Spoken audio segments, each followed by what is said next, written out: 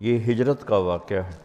ہجرت سے اسلام کے بڑھنے، پھیلنے، پھولنے کے مواقع میسر آئے۔ اس لیے جب ہم اپنا کیلنڈر جب بنانے لگے صحابہ، حضرت علی نے رائے دی کہ ہجرت سے شروع کریں، تو عمر رضی اللہ تعالیٰ عنہ نے حضرت علی کی رائے پہ فیصلہ فرمایا کہ ہاں ہجرت سے ہمارا سال شروع ہوگا۔ تو خیر یہ ہجرت کا واقعہ ہے۔ نبوت کا 10واں سال آپ کے دو بڑے حلیف محافظ، ایک اندر ایک باہر، باہر چچا اور اندر بیگم خدیجہ رضی اللہ تعالیٰ عنہ، 10 دن کے فاصلے سے دونوں کا انتقال ہو گیا۔ تو پھر آپ نے سوچا کہ میں ہجرت کروں۔ طائف کی ہجرت تو ناکام ہو گئی، تو یہ نبوت کا 10واں سال تھا، 11واں، جب آپ مینا کی وادی میں حج میں چکر لگا رہے تھے، تو جمرۃ الکبریٰ جس کو بڑا شیطان کہتے ہیں، وہاں کچھ نوجوان ملے، یثرب کے بیٹھے ہوئے تھے، وہ تھوڑی سی وہ آگ جلا کے روشنی کر لیتے تھے۔ ابو الہیثم بن تیہان، عبداللہ بن رواحہ، سعد بن الربیع، نعمان بن حارثہ، اسد بن زرارہ، عبادہ بن صامت، 6۔ یہ روایت ہے دلائل اصفہانی کی۔ تو آپ نے ان سے کہا کون لوگ ہو؟ کم یثرب کے ہیں۔ فرمایا میں اللہ کا نبی ہوں، میری بات سنو گے؟ تو مدینے میں بات تو چلتی تھی نا کہ ایک نبی آ رہا ہے، قریظہ اور قینقاع اور نذیر 3 قبیلے تھے جو ہر وقت کہتے رہتے تھے آخری نبی آنے والا ہے، ہم اس کا کلمہ پڑھ کے تم سب کو قتل کریں۔ تو وہ کانوں میں بات تو تھی یہود کی، کہنے کا سناؤ، تو آپ قرآن سنایا کرتے تھے۔ وَإِذْ قَالَ إِبْرَاهِيمُ رَبِّ اجْعَلْ هَذَا الْبَلَدَ آمِنًا سے لے کر آپ نے هَذَا بَلَاغٌ لِلنَّاسِ، یہ سورہ ابراہیم کا آخر سنایا۔ کہنے لگے ہوا یہ وہی تو نہیں، چونکہ یہ کلام انسانی کلام نہیں ہے، عرب تھے نا۔ تو کہنے لگے واقعی یہ وہی نبی لگتا ہے جس کی وہ یہود بات کرتے ہیں، تو فَاسْبِقُوا قَبْلَ أَن تُسْبَقُوا، اب پہل کرو یہودیوں سے۔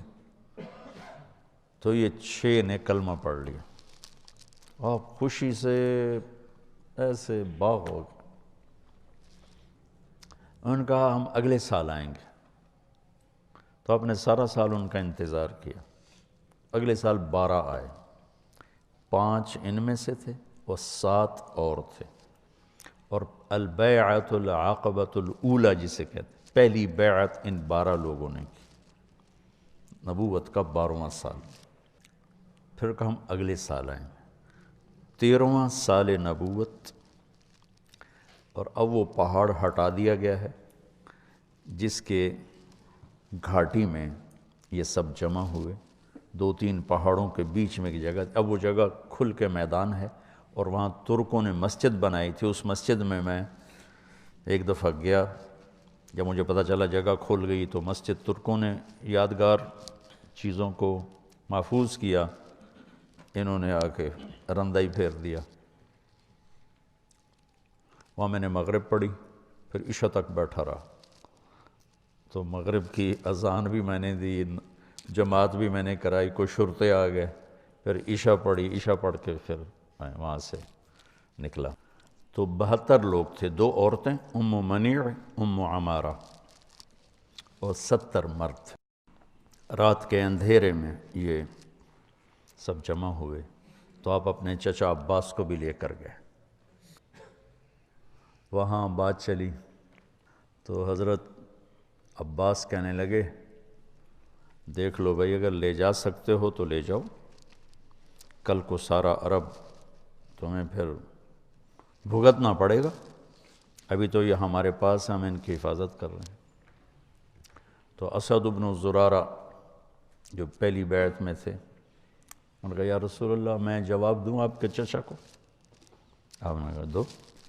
جس کا خلاصہ یہ ہے کہ عباس، کسی ایسے شخص کو اپنا سردار ماننا جسے قوم نکال دے، یہ عرب میں کوئی آسان کام نہیں ہے، جبکہ ہم خود بھی سردار ہیں۔ کسی ایسے شخص کو اپنا سردار ماننا جس پر سارا عرب دشمنی کے لیے ٹوٹا پڑا ہے، یہ کوئی آسان کام نہیں ہے۔ جب ہم نے یہ کر لیا ہے تو وہ بھی کر کے دکھائیں گے۔ ہم بھی ابناء اور رجال ہیں، تلواروں کے سائے میں ہی پروان چڑھے ہیں۔ اقبال نے تو ایسے ہی تخیلاتی شاعری کی نا، اصل تو وہ تھے جو تیغوں کے سائے میں پل کے جوان ہوئے تھے۔ ابو الہیثم کہنے لگے آپ کی شرائط کیا ہیں؟ تو آپ نے فرمایا تطیعوننی فی المنشط والمکرہ، جی چاہے یا نہ چاہے میری اطاعت کرنی پڑے گی۔ تنفقون علی فی العسر والیسر، تنگی اور فراخی میں میرے اوپر خرچ کرنا ہوگا۔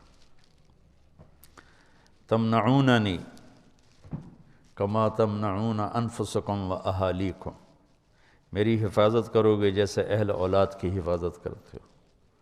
تأمرون بالمعروف و تنہون عن المنکر، تبلیغ کا کام کرو گے، بھلائیوں کو پھیلاؤ گے، برائیوں کو مٹاؤ گے۔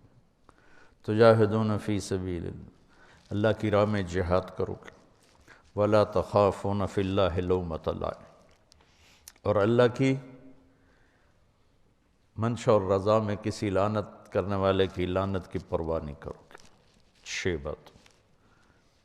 تو بیعت کے لیے لوگ کھڑے ہونے لگے تو ایک انصاری صحابی عباس بن مرداس وہ کھڑے ہو گئے، کیا ہوا؟ میں کیا ہوا؟ کہنے لگے بیعت سے پہلے 100 دفعہ سوچ لو، ترمیکم العرب عن قوس واحد، پورا عرب ایک جان ہو کر تم پہ حملہ کرے گا، تمہارے مال لٹیں گے، تمہاری کھیتیاں اجڑیں گی، تمہارے بچے یتیم ہوں گے، تمہاری عورتیں بیوہ ہوں گی۔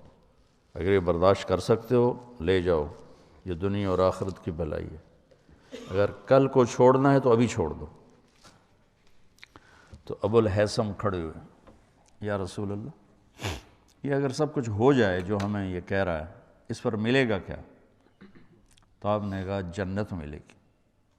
کہ اذا لا نبالی، کا پھر کوئی پرواہ نہیں، ہاتھ بڑھائی۔ تو سب سے پہلے بیعت کی ابو الہیثم بن تیہان یا برا بن معرور، 2 نامات انہوں نے بیعت کی، پھر باقی سب نے۔ عورتیں آگے بڑھیں تو آپ نے کہا تمہاری زبان کی بیعت ہے، ہاتھ کی نہیں۔ جب بیعت ہو گئی تو یا رسول اللہ اب آپ ہمارے پاس تشریف لائیں۔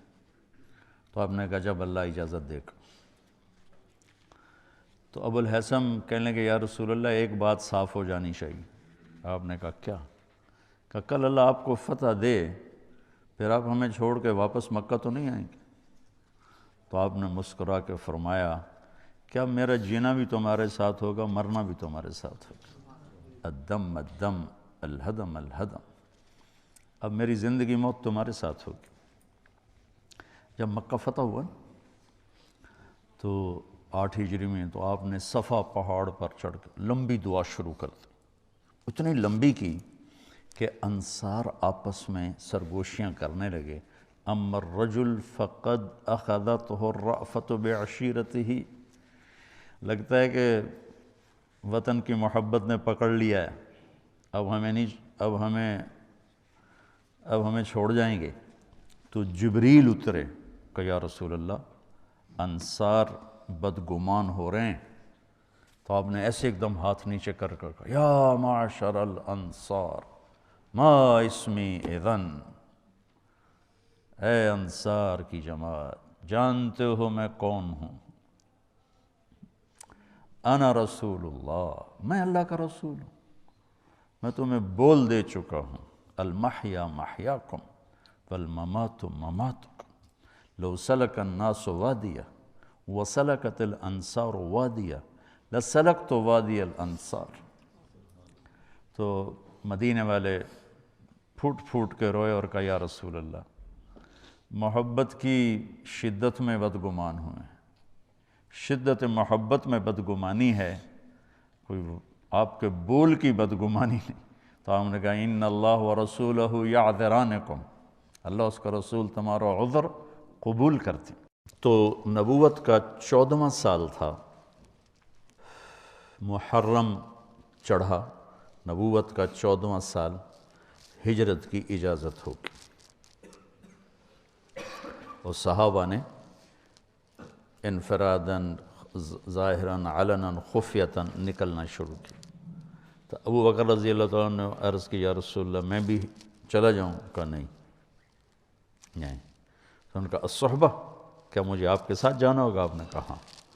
تو وہ خوشی سے رونے لگے، تو کہنے لگے میں نے ایک اونٹنی پال رکھی اس دن کی، یہ جو قصوہ اونٹنی آتی نا تاریخ میں بہت مشہور، یہ صدیق نے آپ کو دی تھی۔